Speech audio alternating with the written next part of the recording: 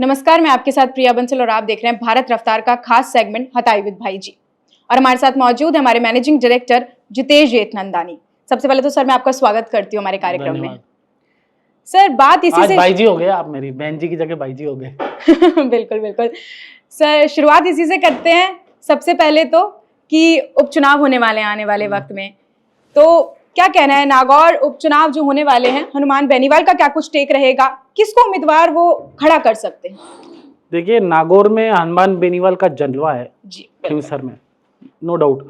लेकिन अब उनके साथ स्थिति ये बनी हुई है, चुनाव किसको लड़ाएंगे, अपनी वाइफ को लड़ाएंगे, अपने भाई को लड़ाएंगे, तो बड़ा कंफ्यूज सा है उनका कार्यकर्ता भी और वो खुद भी कि वो किसको लड़वाएंगे। अभी स्टैंड नहीं ले पा रहे, क्योंकि अगर घर में चुनाव लड़ाते हैं तो कार्यकर्ताओं में निराशा होगी जी, और अगर भाई को चुनाव नहीं लड़ाते तो भाई निराश होगा, वाइफ को चुनाव लड़ाएंगे तो भाई निराश होगा और भाई को लड़ाते हैं तो वाइफ निराश होगी।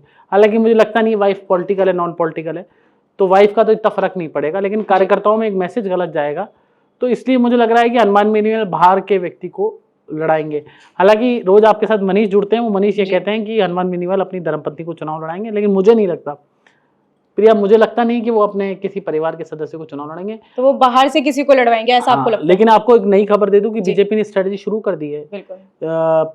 आपस में मंत्रियों ने, मुख्यमंत्री, डिप्टी सीएम ने एक दो विधानसभा बांट लिए हैं, तो सबने सबको जिम्मेदारी दे दी गई कि आप ये जिताओगे, आप ये जिताओगे, आप ये जिताओगे। तो मुख्यमंत्री के जो पाले में है वो 2 विधानसभा है और 6 विधानसभा, 2 विधानसभा डिप्टी सीएम दिया कुमारी को दी गई है, 2 प्रेमचंद बैरवा को, इंटरनल जो जानकारी हमें जी। तो इस तरह से एक दूसरे को बांटकर ये जिम्मेदारी दे दी गई है। अभी से ही पूरी तरह से भाजपा उपचुनाव की जिद्दोजहद में लग गई है राजस्थान भाजपा, क्योंकि नए प्रभारी हैं जो कल ही आए थे, वो राजस्थान के जो नवनियुक्त प्रभारी हैं बीजेपी संगठन के, वो सांसद हैं और वो उत्तर प्रदेश के रहने वाले हैं, तो वो कल ही आए थे। उन्होंने भी नकल करना शुरू कर दिया है। मदन राठौड़ भी नए अध्यक्ष हैं, तो वो भी अब स्ट्रेटजी में जुट गए हैं कि कैसे उनका परफॉर्मेंस भी इसी पे गिना जाएगा कि उपचुनाव में कितनी। हालांकि जो 5 सीटें हैं वो ऑलरेडी कांग्रेस की थी और वो सांसद बन गए 5 सीटों पर, और अब जो एक 6ठी सीट है अमृतलाल मीणा, वो बीजेपी के विधायक थे, उनकी आकस्मिक निधन हो गया, डेथ हो गई उनकी, तो उस पर एक हो सकता है चांस बीजेपी का बन जाए। बीजेपी की स्ट्रेटजी चेंज करेगी तो 2-3 सीटों में आसानी से निकाल सकती है, लेकिन स्ट्रेटजी मुझे लगता है पॉइंट ऑफ व्यू से बीजेपी को बड़ा मिरेकल चेंज करना पड़ेगा। मंथन तो लगातार पार्टियों के बीच में चल रहा है कि किस तरह से किसको उम्मीदवार बनाया जा सकता है। मंथन से नहीं होता, सब स्ट्रेटजी से होता है और जातिगत समीकरणों से होता है। बिल्कुल। और एक किस्मत भी होती है, ईश्वर का आशीर्वाद होगा तो सब जीत जाएंगे। अब भजन लाल जी की परफॉर्मेंस इससे गेन होगी। बिल्कुल। कि भाई कौन जीतता है, बिल्कुल बिल्कुल। उनके आने के बाद अब चुनाव होने वाले हैं, ये वाले उपचुनाव, तो देखने वाली बात होगी कि उनके आने के बाद तो बड़ा नुकसान हो गया बीजेपी को, 11 सीटें लोकसभा में हारी है, तो ये उनके लिए मुझे लगता है कि फाइनल गेम है। इस पर क्या वो फाइनल एग्जाम होता है ना, पास होगा या फेल होगा, वो देखने वाली बात होगी जी। बात करते हैं आज पूरे दिन की, तो आज देश में SC/ST का बड़ा मुद्दा चला था। आरक्षण को लेकर आपका क्या कहना है, कितना सही था, कितना नहीं? क्योंकि आज पूरे देश में आह्वान किया गया देश बंद का, कहीं कुछ ऐसी जगह भी रही जहां पर हंगामे भी हुए, छुटपुट घटनाएं भी हुई जी, छुटपुट घटनाएं भी हुई हैं, तो क्या कहना है, कितना सही है? हम तो सही गलत क्या कहेंगे, हम तो पत्रकार हैं, हम तो जो होता है वो दिखाते हैं जी। और हताई बाईजी में हम वास्तविकता दिखाते हैं, जो वास्तविकता होती है जी। तो आज पूरे दिन छुटपुट बंद रहा, कोई पूरा बंद नहीं दिखाई दिया कहीं पे भी जी। कुछ छुटपुट घटनाएं के अलावा ऐसा कुछ दिखाई नहीं दिया। SC/ST समाज में 2 हिस्सों में बटे हुए, जैसे वाल्मीकियों ने कहा साफ तौर पे हम जयपुर में कि हम बंद नहीं करेंगे, हम बंद का विरोध करते हैं, ऐसी बहुत सी कास्टें थी जिन्होंने इस बंद का विरोध किया जी। राजस्थान के कद्दावर भी भारतीय जनता पार्टी के नेता हैं, बड़े मीणा नेता के रूप में उनको जाना जाता है। हालांकि 36 कौम के वो नेता हैं, करोड़ी लाल मीणा बाबा के नाम से प्रसिद्ध हैं। उन्होंने भी कहा कि जिनको क्रीमिलियर का उन्होंने विरोध किया, उन्होंने कहा जिनको पहले से लाभ मिल रहा है आरक्षण का, उनको लाभ क्यों मिले।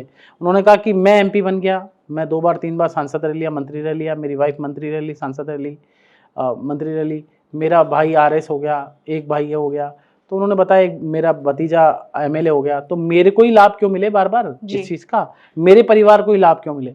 कुछ लोगों ने विरोध भी किया डॉक्टर करोड़ी लाल मीणा का। लेकिन एक बात यह है कि कुछ समाजों में ये बात कही जा रही है जो जिनको आरक्षण का लाभ अब तक नहीं मिला है जी। मान लीजिए जो भील जाति के लोग हैं, उनको आरक्षण का लाभ आज तक नहीं मिला, लेकिन एक ही व्यक्ति को बार बार लाभ मिल रहा है। तो सुप्रीम कोर्ट ने जो बात टिप्पणी की थी उसको लेकर कुछ जातियों का यह मानना है कि उन्हीं जातियों को बार बार लाभ क्यों मिल रहा है आरक्षण का।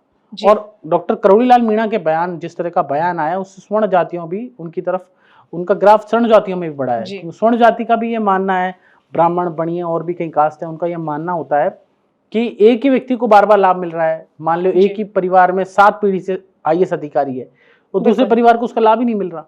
हालांकि स्वर्ण कास्ट में भी ये होता है, ऐसी है नहीं, स्वर्ण कास्ट में भी जो आप देखिए स्वर्णों को जो आरक्षण दिया है 10%, उसमें भी यही हो रहा है। जो बड़े घरों में, जयपुर में, अच्छे इलाकों में रहते हैं, वो उसका आरक्षण का लाभ ले रहे हैं।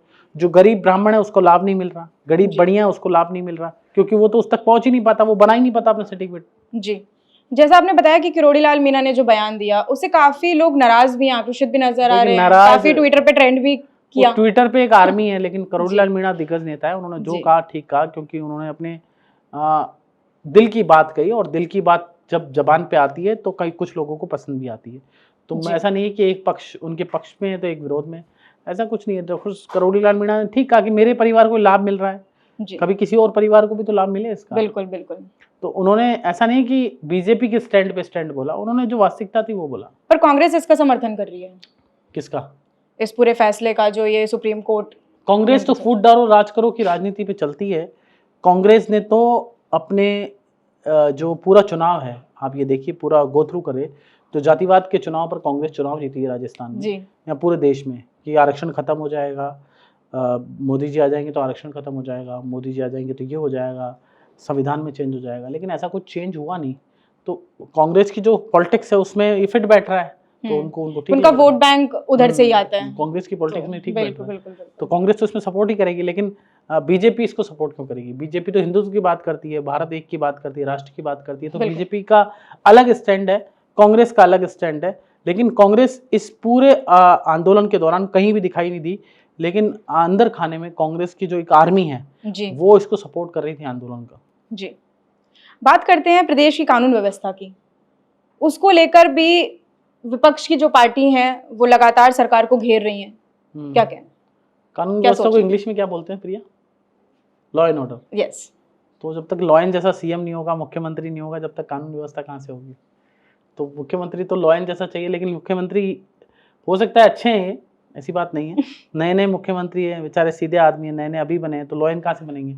लॉ एंड बनने के लिए एक बड़ा अनुभव चाहिए, लंबा, और एक पर अनुभवी लोग तो हैं ना बीजेपी में। अनुभवी लोग हैं, लेकिन भजन लाल जी पहली बार के विधायक हैं, हालांकि संगठन में अच्छा अनुभव है उनको, लेकिन पहली बार विधायक बन के उनको अगर मुख्यमंत्री बना दे तो कहाँ से लॉ एंड बनाने की उम्मीद करेंगे? तो समय लगेगा, इट विल टेक टाइम। और लेकिन कानून व्यवस्था का हाल बेहाल है। राजस्थान से हर दूसरे दिन शर्मसार करने वाली खबरें आ रही है, छोटी छोटी बच्चियों के साथ बलात्कार हो रहे हैं। डूंगरपुर बांसवाड़ा से भी एक सलमपुर जो विधानसभा है, सलमपुर ही है, वहाँ से वही खबर आई है कि एक बच्ची के साथ रेप हुआ है और कुछ लोगों ने मिलकर सामूहिक बलात्कार किया है। तो ये जो स्थिति है भयावह है और दर्दनाक है, और ये सोचनीय विषय है हमारे समाज के लिए भी कि हम किस दिशा में आगे बढ़ रहे हैं और किस दिशा में हम सोच रहे हैं। और ऐसे अगर छोटी छोटी बच्चियों के साथ रेप होगा तो ये राजस्थान रेगिस्तान है, ये रेपिस्तान कभी भी कोई बोल सकता है, हम नहीं बोल रहे, लेकिन कोई भी बोल सकता है, इसमें कोई अतिशयोक्ति नहीं होगी मुझे भी बोलने में, आने वाले समय में अगर यही हालत रहे तो। बिल्कुल, कानून व्यवस्था पे और थोड़े अडिल फैसले लेने चाहिए, थोड़े बड़े फैसले और आने चाहिए, थोड़ा सा और सिक्योरिटी होनी चाहिए हर चीज को लेकर। बहुत सारी चीजें इसमें, मुझे लगता है रेप को रोकने के लिए एनजीओस को भी काम करना चाहिए। ये एक ऐसे संकीर्ण मानसिकता के लोग होते हैं, और जो शराबी रोमियो स्क्वाड की टीम भी बनाने का, हाँ, जो शराब, जो ये नशे का धंधा है वो भी कम होना चाहिए। अल्टीमेटली इस तरह की मानसिकता जब डेवलप होती है जब नशे में आदमी रहता है। अब वो जोधपुर में 2 साल की बच्ची का आपने प्रिया कवर किया था, 2 साल की बच्ची के साथ रेप किया, तो वो जो हरीश नाम का व्यक्ति था, आई थिंक वो हरीश ही था, तो उसने शराब पी रखी थी, शराब के नशे में पूरा। तो अब ऐसे 8 बजे बाद शराब मिल जाती है, उसने 9-10 बजे शराब पी है, तो ये रात को शराब मिलना और शराब की उपलब्धता ज़्यादा होना और नशे की प्रवृत्ति बढ़ना, तो ये बड़े कारण है क्राइम बढ़ने का। तो मुझे लगता है क्राइम रोकने की कोशिश सरकारों को करनी चाहिए। ये उचित समय है। अगर क्राइम भी नहीं रोका गया तो बंगाल और राजस्थान में मुझे कोई ज़्यादा फर्क नहीं नजर आ रहा। बंगाल की घटना ही कितनी शर्मसार कर देने वाली हुई थी। बंगाल की घटना तो वाकई में पूरे रूह को कपा देने वाली घटना है और झंझोर के रखने वाली घटना है। और मानव समाज में इस तरह की घटनाओं को कहीं भी स्थान नहीं है। इसमें मतलब डायरेक्ट हैंग करना चाहिए, डायरेक्ट फांसी की सजा होनी चाहिए और जनता के सामने फांसी मिलनी चाहिए। हालांकि भारत का कानून ऐसा नहीं है, लेकिन स्ट्रिक्ट होना चाहिए कानून और ज्यादा कि आगे जाके ना हो। इस तरह की घटना है और बिल्कुल स्ट्रिक्ट होनी चाहिए। और मुझे तो वो थोड़ा मामला ही अजीब सा लगा कि वो रेड अलर्ट एरिया में वो जा रहा था, रात को गया भी था, फिर वो अस्पताल में कैसे घुस गया, अस्पताल का वो उसने गेट तोड़ दिया, फिर घुस गया अंदर, और पुलिस वॉलंटियर भी था वो। हाँ, थोड़ा सा मतलब अजीब सी घटना थी।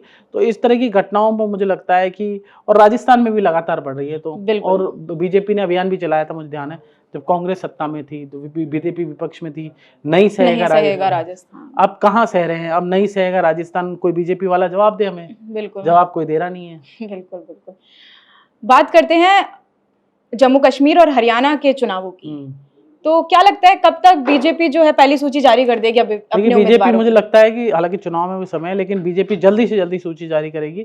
जो मेरे पास सूत्रों से जानकारी, अहम जानकारी, बड़ी खबर यह है कि 25 तारीख को रात को बीजेपी देर रात हरियाणा के चुनाव की पहली लिस्ट जारी कर सकती है और जम्मू कश्मीर की लिस्ट भी जल्द ही जारी करेगी, 25 रात को या 26-27 को, हो सकता है दोनों ही 25 को जारी हो जाए रात को। क्योंकि अपनी चर्चा भी हुई थी इस बात को लेके कि आप बता रहे थे कि मीटिंग वगैरह भी होने वाली है बीजेपी की, किसको उम्मीदवार बनाया जा सकता है, किसको नहीं। हाँ, 1-2 दिन में ही मीटिंग हो जाएगी और 25 को रात को मुझे लगता है कि पहली लिस्ट जारी हो जाएगी। और प्रोबेबली उन्होंने गो थ्रू कर लिया है, सर्वे सारे कंडक्ट हो चुके हैं कि किसको कहाँ उम्मीदवार बनाना है। और बीजेपी के लिए एक बड़ा स्टेट है हरियाणा में जीतना, हालांकि बहुत मुश्किल है, लेकिन प्रधानमंत्री नरेंद्र मोदी जिस तरह से काम कर रहे हैं देश में, लगातार वक्फ बोर्ड के नियमों को चेंज करना, बिल्कुल यूसीसी लाने की बात हो, और प्रधानमंत्री इस टेन्योर में भी उसी दमदारी से 56 इंच के सीने की तरह देश के नागरिकों के साथ खड़े हैं, देश की सुरक्षा के लिए खड़े हैं।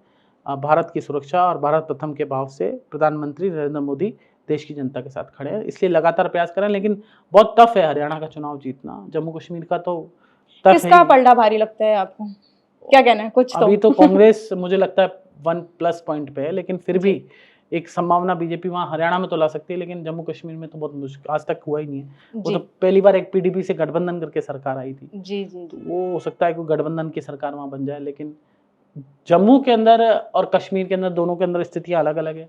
जम्मू के अंदर बीजेपी की स्थिति अलग है और कश्मीर के अलग है। कश्मीर में तो जीतते ही नहीं है, जम्मू में फिर भी बीजेपी जीतती है, कुछ सांसद बीजेपी के एमएलए जीतते हैं और एमएलए भी जीतते हैं। तो देखो लेट्स सी क्या होता है। चलो राजस्थान पे वापस लौट लेते हैं, बात करते हैं उपचुनावों की। तो क्या लगता है बीजेपी का पलड़ा भारी लग रहा है आपको या फिर कांग्रेस का? अभी तो कांग्रेस का पलड़ा भारी है उपचुनाव में, तो क्योंकि कांग्रेस की 5 सीटें थी। लेकिन क्या कोई गठबंधन होने के भी चांसेस दिख रहे हैं आपको? गठबंधन तो मुझे लगता नहीं कि कुछ गठबंधन होगा। हनुमान बेनीवाल से किसी भी कीमत पे बीजेपी गठबंधन करेगी नहीं। कांग्रेस जरूर गठबंधन कर रही है। अंदर से सूचना आ रही है कि कांग्रेस की मीटिंग होने वाली है 1-2 दिन में, तो कांग्रेस शायद हनुमान बेनीवाल से गठबंधन कर सकती है और अमृतलाल मीणा वाली सीट पे और एक 84 वाली सीट पे बीएपी ऑलरेडी 84 वाली सीट पे है, वही जीतेंगे क्योंकि उनका बड़ा दबदबा है वहाँ पे बीएपी पार्टी का। राजकुमार रोहत एक बड़े नेता हैं, अब उन्होंने एक नई मांग छेड़ दी है कि भील प्रदेश बनाएंगे, एक अलग मांग है, तो उनके साथ वहाँ की जनता उनकी पसंद करती है उनको बहुत, और वहाँ की जनता उनको बहुत लाइक करती है। और हमें भी कुछ उनके दर्शक देख रहे होंगे तो बता दें आपको कि वो उभरते हुए सितारे हैं, उनका स्टार अभी डाउन नहीं हो रहा, स्टार बढ़े जा रहा है लगातार। चंद्रमा के पास पहुंच गया उनका स्टार। अच्छा, हाँ, क्योंकि हमारे राजस्थान में कुछ ऐसे नेता हैं जो जिनकी पॉपुलैरिटी बहुत ज्यादा है। पॉपुलैरिटी उनकी बहुत जबरदस्त है जी। रविंद्र बाती तो दिखाने के लिए पॉपुलर थे, वो तो रियल में हम ग्राउंड पे गए तो कोई कवर ही नहीं करना चाह रहा था। उनसे रविंद्र बाती की 4 गुना पॉपुलैरिटी है उनकी, राजकुमार रोहत की, क्योंकि उनको कवर नहीं करने जा रहे थे, नहीं तो दिख जाता मीडिया को कितनी भीड़ है उनके पास। 2-2 लाख लोग तो वैसे ही जमा कर लेते हैं। खैर चुनावों में उन्होंने दिखाई दिया है वो करके कि कितना अच्छे से उन्होंने काम किया या क्या नहीं। ठीक है, अब बात करते हैं, हम चुनावों की भी बातें कर ली, आरक्षण की भी बातें हो गई हैं, तो अभी राज्यसभा सीट की बात करते हैं। तो अभी आज ही रवनीत सिंह बिट्टू जो हैं उन्होंने अपना नॉमिनेशन जी वो पहुंचे हैं, तो उस पर आपका कुछ कहना है? देखिए, रवनीत सिंह बिट्टू का नॉमिनेशन हुआ है, दिया कुमारी उनकी प्रस्तावक बनी, भजनलाल शर्मा जी उनके प्रस्तावक बने, और प्रेमचंद बैरवा जी उनके प्रस्तावक, और कुछ जोगेश्वर गर्ग और भी कई नेता उनके प्रस्तावक बने, अविनाश गहलोत मंत्री। फॉर्म भर दिया है उन्होंने, केंद्रीय राज्य मंत्री हैं वो, और रेल उनके पास रेल का जिम्मा है। वो कह रहे थे कि राजस्थान को मेरे आने से कुछ लाभ मिलेगा, ये तो समय बताएगा। लेकिन राजस्थान के जाट लीडरशिप के बीच में एक खलबली है कि हमें मौका मिलना चाहिए था, उनको मिला नहीं जी। कुछ लीडर्स, सतीश पूनिया अच्छे लीडर हैं, उनकी कोशिश, ज्योति मिर्धा भी बड़ी कोशिश कर रही थी जी। तो कई ऐसे लीडर्स हैं जो लगातार कोशिश कर रहे थे। तो ये जो अभी ज्योति मिर्धा को भी नहीं दिया है, या जाट समुदाय के लोगों की एक नाराजगी जो है साफ दिख रही है, तो क्या लगता है कि चुनावों में जो अभी उपचुनाव होने वाले हैं उस पर भी बीजेपी को भुगतना पड़ सकता है? नहीं, ऐसा मुझे लगता नहीं है बीजेपी को भुगतना पड़ेगा, लेकिन नुकसान जरूर हुआ है कुछ जगह। लेकिन अब झुंझुनू जो सीट है वहाँ नुकसान हो सकता है, लेकिन खिमसर पे इसका नुकसान नहीं है, क्योंकि जाट लीडर्स जो सॉफ्ट जाट है वो हनुमान बेनीवाल के साथ नहीं है, लेकिन जो ऐसा जाट है जो हनुमान को पसंद करता है जी। जो हनुमान बेनीवाल की जो स्टाइल है उसको पसंद करता है, वो हनुमान बेनीवाल के साथ है। तो राजस्थान की राजनीति में जाहिर सी बात है जाट लीडरशिप का क्राइसिस है बीजेपी के अंदर, नुकसान तो हुआ है, लेकिन इतना बड़ा नुकसान इसे नहीं कह सकते, क्योंकि हो सकता है मोदी है ये तो सब कुछ मुमकिन है, कोई और मौका मिल जाए इनको। सही बात है। कुछ ऐसी बातें जो हमारे दर्शकों को जाननी चाहिए, कुछ आप डिस्कस करना चाहें अपनी तरफ से? नहीं, ऐसा तो आज कुछ नहीं है। आज तो राजस्थान में राज्यसभा का चुनाव था, और ये जो ST/SC आरक्षण वाला विरोध था, और राजस्थान में अंदर की बात तो कुछ नहीं, अंदर की बात ये है कि अब राखी बंध रही है, सब एक जाजम पे एक नेता, दिया कुमारी, भजन लाल शर्मा, प्रेमचंद बैरवा। उपचुनाव से पहले पार्टी ने सबके पेच कस दिए हैं, सबको टाइट कर दिया है कि सब एक जाजम पर एक मंच पे रहो, और नहीं तो चाबुक चलेगा। चाबुक कब चलेगा ये पता नहीं, लेकिन अगर नहीं एक मंच पे आए, एक जाजम पे आए, तो नुकसान हो सकता है। बहुत ही खास बातचीत रही आपके साथ, आपका बहुत बहुत शुक्रिया। थैंक यू, धन्यवाद। ऐसी और भी तमाम अपडेट्स और जानकारियों के लिए आप बने रहिए हमारे चैनल भारत रफ्तार के साथ। मैं आपके साथ प्रिया बंसल, नमस्कार।